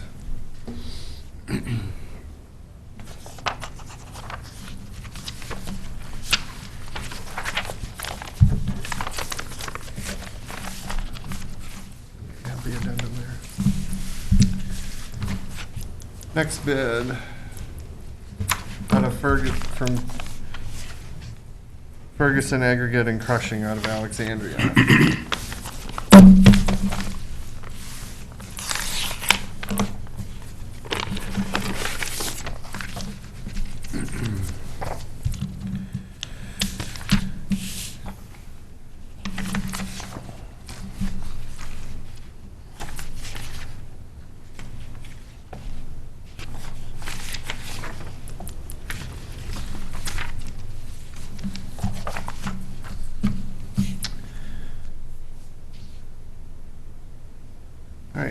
Ferguson's bid. $145,900. $145,900.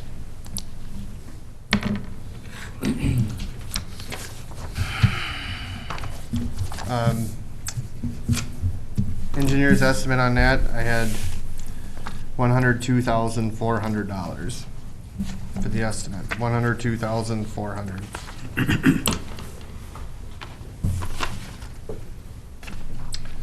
So we'd like to take some time to review these and then get back to you. Mr. Chair? Okay. So then, as in the past, we sometimes would put a percentage of extra on the contract afterwards. You still have that as a possibility as we go into the project, or is that? About increasing the About quantity? increasing the Yes. quantity, yeah. Yeah, that's a possibility, yeah. Who did it for us last couple of times? I don't recall. Saponiak, wasn't it? We've had them 3 or 4 times, I think, but I think last time was Hard Rock Screening, if I recall. Yeah, I think you're right. And how did that compare, as far as by the cubic yard? Is that how you Same compare it? size. Same.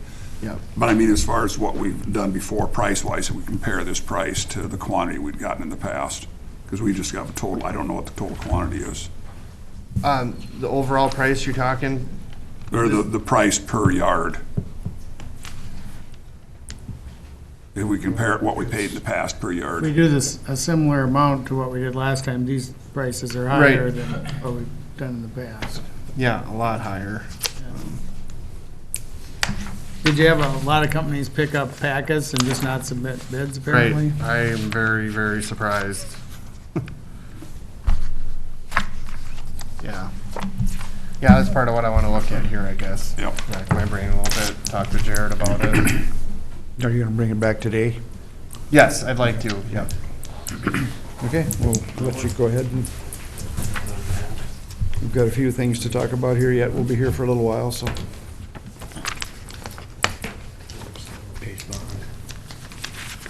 Oh, There's nothing else to come before the board. We'll talk about our committee reports. Sounds good. Luke, you wanna start over there? okay, they would have to.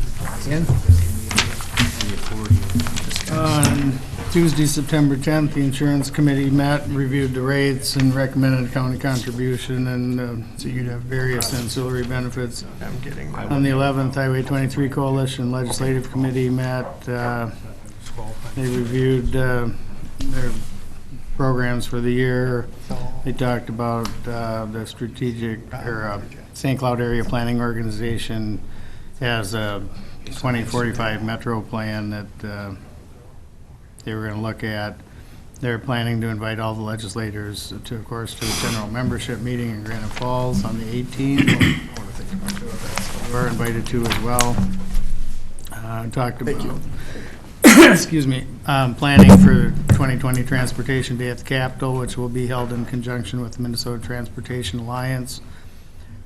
Today in Wilmer, they're meeting with the House Bonding Committee to talk about the overpass at County 55 in Candioi County.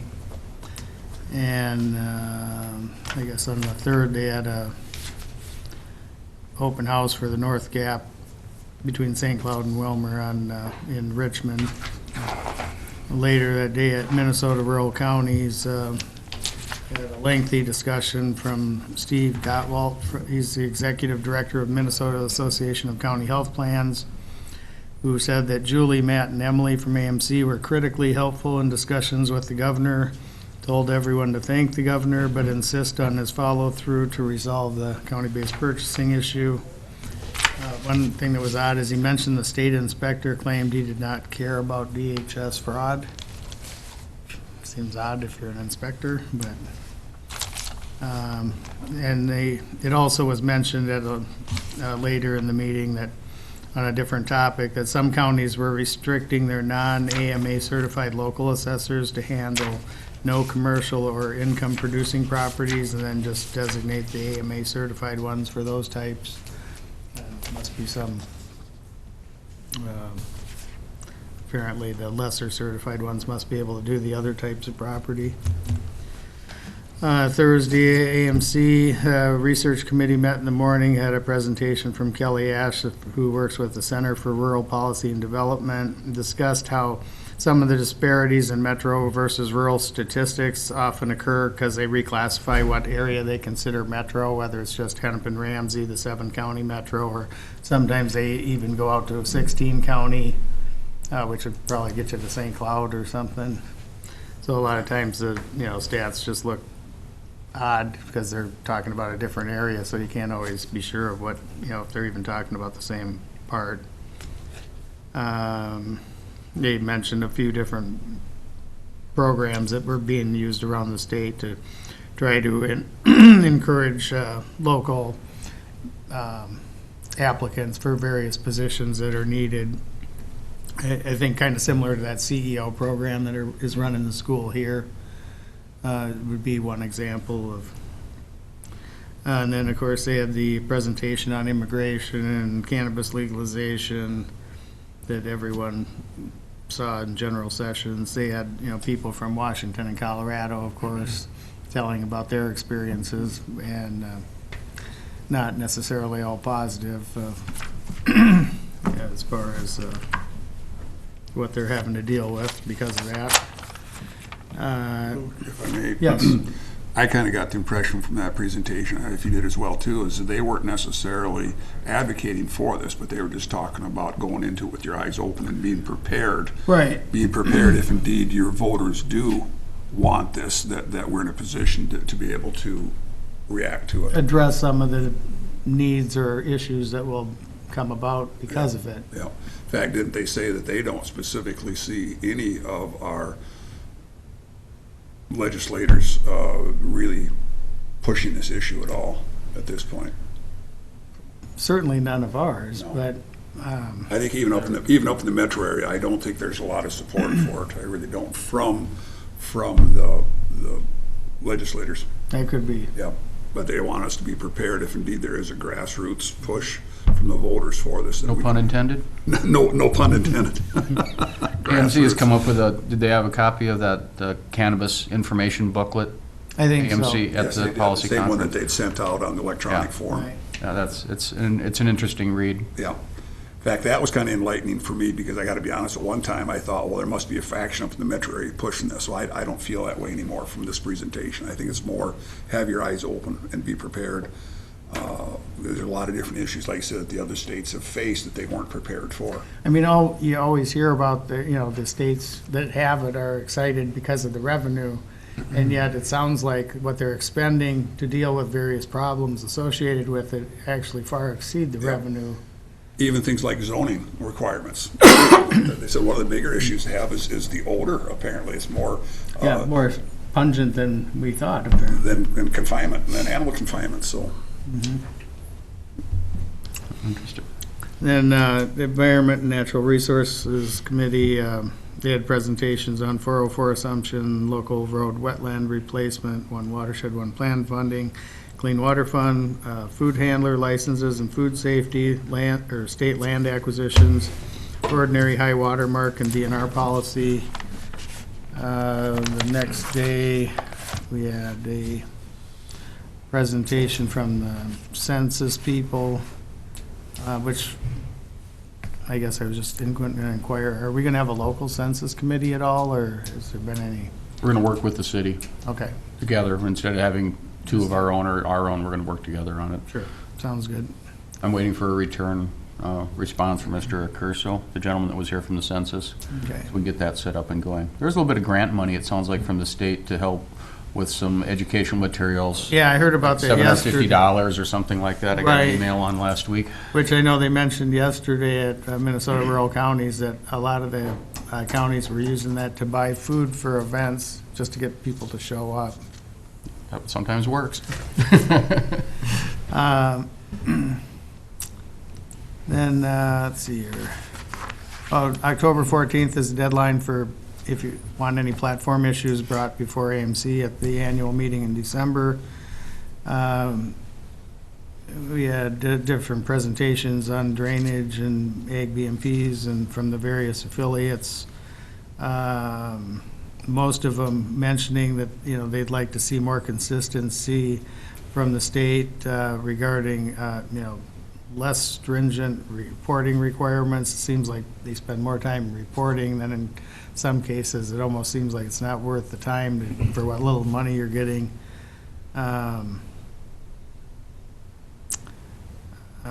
They mentioned for septics that the differing interpretation of soils is leading to some systems being put in only 8 or 10 years ago being seen as non-compliant now, which that makes no sense to me at all. I mean, Who wasn't doing their job? well, they basically are, have a different standard of what is being required. Or interpretation. Yeah. Somebody at an agency, I'm sure, thinks the standard should be stricter or something. They did mention needing clearer guidance on siting of small solar sites. I guess we've heard a little bit of that, about that locally here. They say a lot of turnover at MPCA was causing some issues. Of course, the typical unfunded mandates and not enough funding for some of the programs. He said there was going to be a new e-waste facility in Benton County by year end. And the top priorities from the environmental committee are the same as last year. The 404 assumption, developing markets for recyclables, both of which did get some traction in this year's session. Although they need to, of course, finish up what it takes to get the 404 assumption taken over. And they did appropriate some money for the recyclables, but not enough to probably fully address the issue. And then, of course, to try to get money for cleanup of tax forfeited blighted properties, which we're all well aware of. On the 16th, of course, we had the special meeting for the flood disaster declaration. On the 18th, the landfill annual meeting, they had about $40,000 in costs this year to emergency haul leachate to Mankato due to the flooding. They bid out for a new cell. It came in at 2 times the estimate, and they're going to rebid. Tonnage was up 11% due to the Redwood-Renville landfill closing, and they're getting that tonnage now. There'll be no fee increase at the landfill, and they did mention the legislature starts on the 11th of February. They have $5.3 billion in bonding requests, and of course, they're only likely to bond for probably $1 billion or $1.5 billion, so probably 3 to 4 times what is going to be available, or the requests. On the 24th, the hospital board met and then went to the open house for the welcome to 5 new providers. On the 25th, Highway 23 Coalition met. They said their membership's now up to 100 with Lincoln County and Sauk Rapids joining. The feedback from that 2045 St. Cloud APO, they're going to add a ring road around from a county road past the airport to East Highway 23. I think in time they're trying to get a bypass road around the whole south end of St. Cloud. It needs it. It does. It needed it a long time ago. Apparently their District 8 freight plan can be seen now online, and they have a link on the Highway 23 website. It's under working paper 3. But if we can get that freight plan designation, there's different funding sources that you can get money for highway work, just based off the freight plans or whatever. And then the projects committee met after that. I was elected chair of that, and we discussed opening the priority projects list, which we, of course, talked about today, since there's a bunch of new members and the, kind of reach of the coalition has expanded. So we're trying to get those together by the 16th so that we're going to meet again after the general membership meeting in Granite Falls on the 18th and go over those and hopefully try to get some traction on our project as well as some of the other ones. On the 27th, MHA Trustee Council met. Issues forthcoming, they mentioned were disproportionate payment cuts, which are payments to rural facilities with higher Medicare caseloads like ours. Of course, surprise billings, price transparency. The leadership transition, of course, is ongoing. They're trying to replace Lori's position. They mentioned we should try to schedule our legislators prior to the session to discuss rural health issues, which we've done before at the hospital, so maybe we could reach out to them and see if they'd be willing to come sometime. They did put out RFPs for both the winter and summer conferences for 2021, and the winter conference will be in January 10th through the 12th at that same spot in Brooklyn Park or Northwest Marietta, or whatever it is. On the 30th, the ditch committee met with the people from the city. We're waiting to hear from the city on the floodgates for the storm drains. The city did offer to remove the trees from 9th Street to Hiawatha, and the county agreed to dredge out that same portion of the ditch. And then we'll begin dredging east 75 as they have money available. It was confirmed the railroad bridge will not be altered, so they won't be making any change there. On October 1st, I had a little phone conference here for the Prime Health Audit. On the 3rd, Area 2 and RCRCA met. Carrie mentioned seeing a presentation on Minnesota rain events from like the last 70 years, which showed, of course, increased rain events statewide with increased amounts. But in particular, the amounts were greater in a line along Highway 14 roughly across the state, which is no surprise. Projects are ongoing as weather permits. Joy and Sean at RCRCA had positive performance reviews.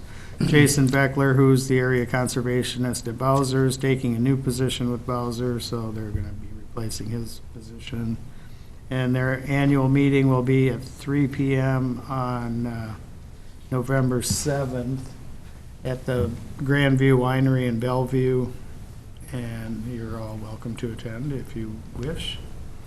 And then yesterday at Minnesota Rural County Annual Meeting, they had presentations from Susan Brower, the Minnesota State Demographer, who said that there are census jobs available for $14 an hour plus mileage. You can apply online at mn.gov/2020 census.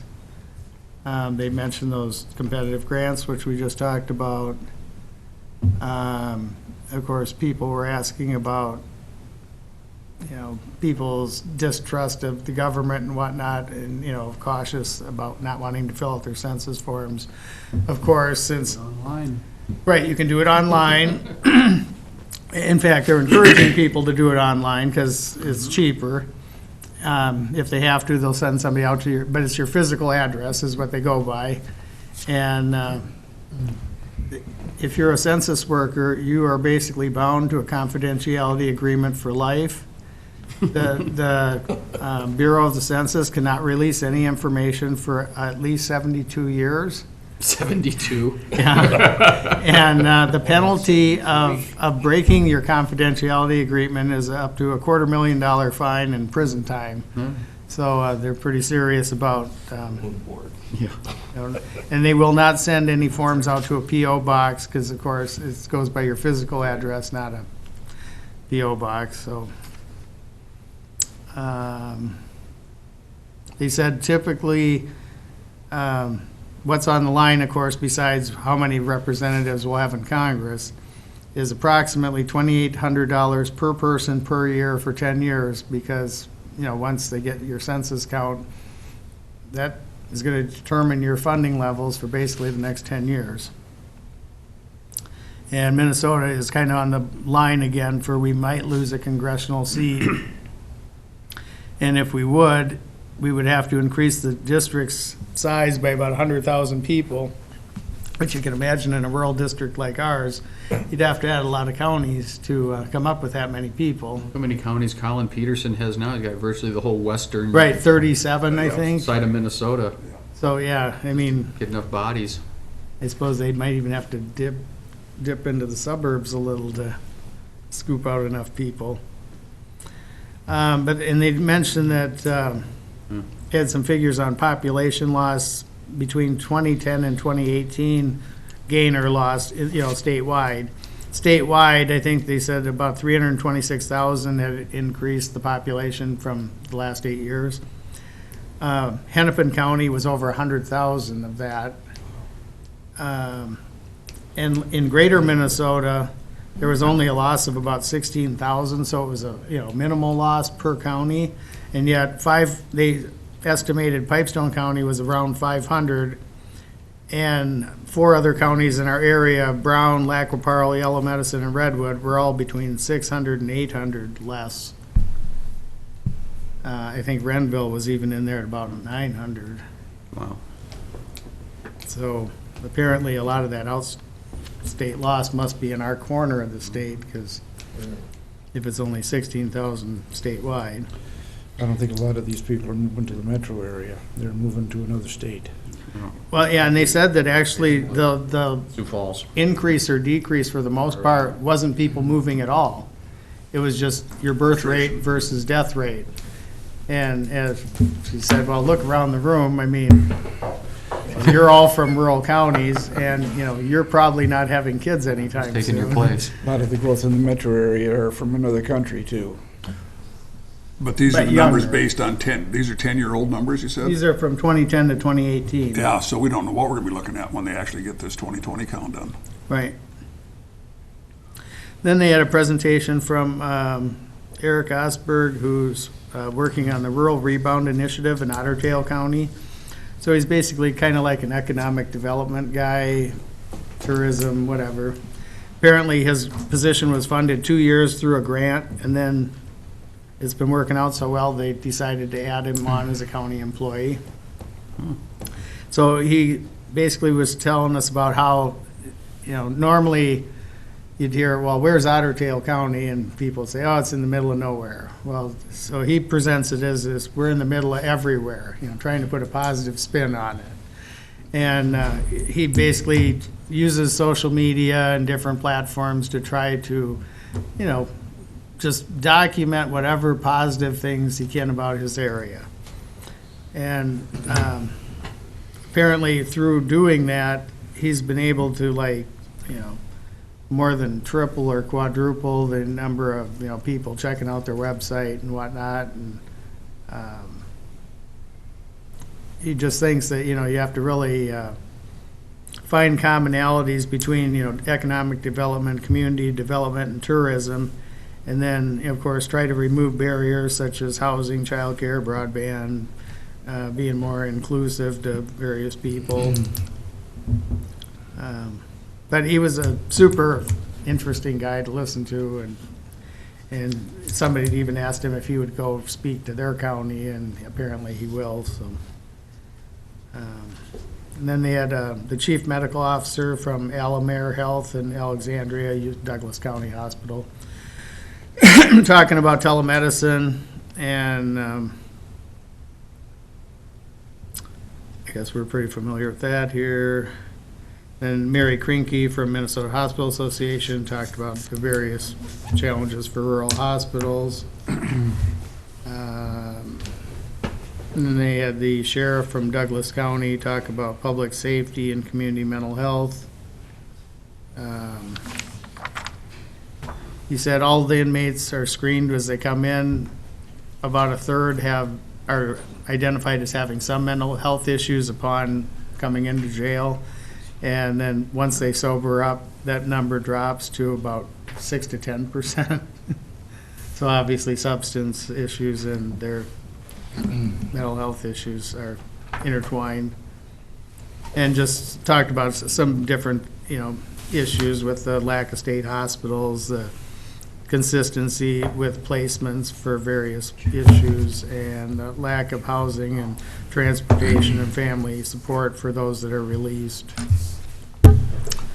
And that's about all I have. Okay, Dan, you got a report? On the 11th, we had our building committee meet, and we discussed the school demo project. Steve, Wayne, Les, and myself kind of talked about some of the issues we brought for you before, the extra debris that they found from the 1800s building, and how Dave was willing to trade his time and labor on processing that for black dirt, so that worked out very well for us. Also addressed some of the delays and so forth, and that's why we'd recommended the extension. Anything further, Les, that I missed on that?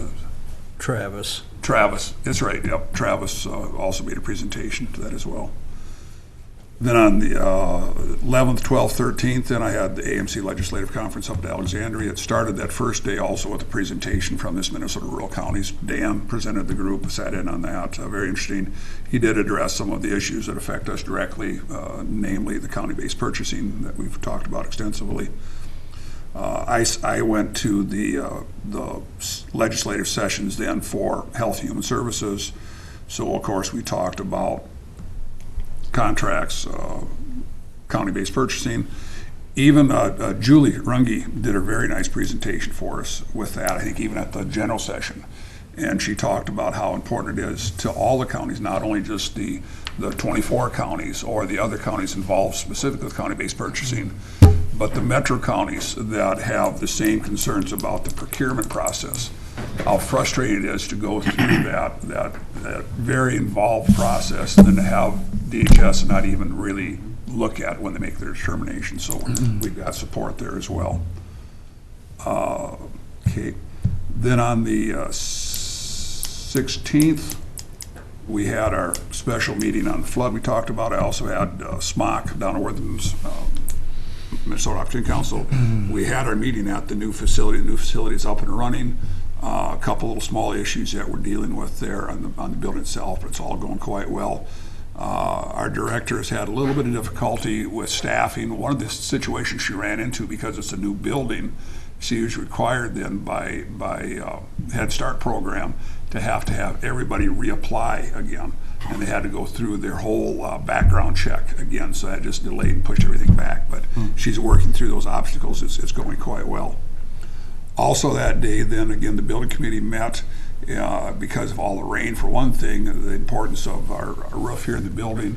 And maybe Les, I'll kick that back to you. You've got that video that you got from the drone about our roof. Yeah, there are shingles missing on the north side. From what I could see, there's water leaks on Monica's side of the courtroom and also on Lynn's side. And it looks to me like there's rust in the trough up there that sheds the water, and we get these high frequencies of rain where we get a lot of rain. It gets high enough, and I think it gets enough pressure, it leaks through the pinholes and inside.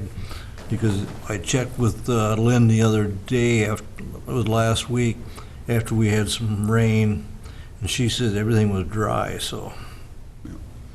That drone footage was very enlightening. That showed us a lot where a lot of that flashing is rotted through. Then also we looked at the law enforcement roof as well too. Right. It looks like the membrane itself is still in good shape, but some of our flashing there is not. And then the blocks on the very south side that face both to the east and the west, they're actually eroding away and they don't have flashing over it. So we might have to do some structural stuff there Yeah, first. that's gonna have to be tuck pointed. And then a lot of the cap area, some of it has got a aluminum cap on it. And some of it is just raw cement. Yeah. And as far as the membrane up there, you really can't see it because they got, I don't know, what, 3 inches of rock. Ballast, big ballast on that, so. That roof isn't that old. No. That's probably 6, 7 years old. Yeah. Right. I don't know if that means anything, but. Well, and it does on the original part of the building as far as age, because we look back in the records and that was, what would we say, that's like 19 years old, I think that roof is? Shingles? Yeah. Yeah, you did spend $540,000 in 2012 working on tuck pointing on the old courthouse gutters and things like that. It was, through Bicey Roofing. They got a big bid on that. You might remember that back when Sharon was here, but there was a lot of work done back then, over $500,000 on it, but. But it's obviously, it's time to spend some more money again on the main roof. Oh, we got shingles blowing off the roof too, so. Well, they've got to be replaced. So Wayne is going out looking for contractors, get some bid specs put together for us on that. And then we did, as you know, we increased our budget then for building maintenance. We'll have more to report on that when we get some more information back. We got